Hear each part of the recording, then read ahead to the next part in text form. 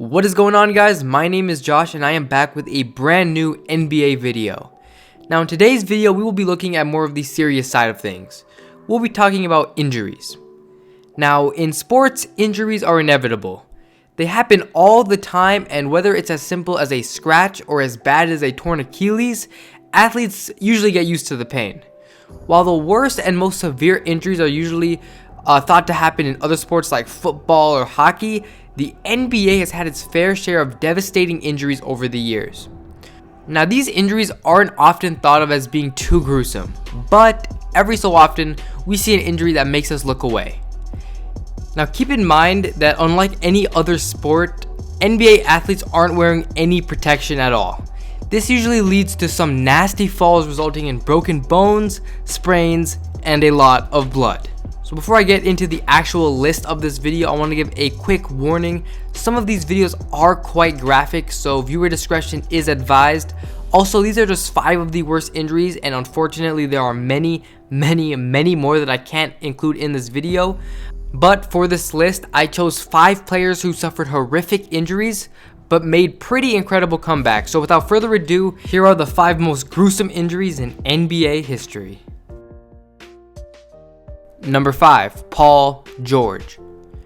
In a scrimmage practice game for Team USA in 2014, Paul George went up to block James Harden's layup. He ended up getting hit and slammed into the stanchion. This being a practice game, play immediately stopped as everyone rushed to see if he was okay. But unfortunately, Paul George was not okay. Replay showed George's ankle bending at a near 90-degree angle, snapping clean in half. George would go on to miss most of the following season, but he somehow managed to come back from a broken leg. He had a hard time finding his groove, but can you really blame him after that? He looks to be in great shape as his NBA career progresses. After winning an Olympic gold medal and making the All-Star team, we can only be proud for what he has accomplished. Number 4, Shaun Livingston. Back when the Clippers were terrible and the Hornets were still the Bobcats, Shaun Livingston was having a pretty decent season. Playing for the Clippers, Livingston went up for a dunk against Gerald Green in a rather normal position. However, Livingston came down doing a split and his left knee buckled and snapped in the absolute wrong direction. Probably the worst and most horrific injury in NBA history, and it probably should have ended his career. He ended up tearing his ACL, his PCL, his lateral meniscus, he badly sprained his MCL, and he dislocated not only his patella, but also his tibiofibular joint. He only played 12 games over the next 2 seasons and bounced around the league for years, playing for a total of 9 teams. However, Livingston was able to help the Golden State Warriors win the championship in 2015, proving that with hard work and determination, you don't have to give up your dreams. After watching this injury, I think we're all happy for Shaun Livingston. Number 3, Derrick Rose. What would become the first of several season-ending injuries, Derrick Rose went for a layup in a playoff game against the 76ers. Yes, the 76ers. Rose landed in an ugly way and stumbled around for a bit as if he were still trying to play. He ended up tearing his left ACL that day and ended up missing the entire following season. In his 2013 return, he only played 10 games before another major injury. The Bulls were facing the Blazers when Rose cut for the ball, planting his leg and bending his ankle awkwardly. The bend tore his right meniscus and he would miss the rest of the season after electing to receive surgery. Unsurprisingly, both legs would give him problems in the following years, arguably ruining a potential Hall of Fame career. The youngest MVP in NBA history, is still a really good player, but he's not as great as he once was. Number 2, Rudy Tomjanovich. Unlike all the other injuries on this list, this injury was no accident. On December 9th, 1977, the Lakers, led by Kareem Abdul-Jabbar, were playing against the Houston Rockets and Rudy Tomjanovich. Kevin Cunard got caught up with Abdul-Jabbar, who was holding on to him for seemingly no reason.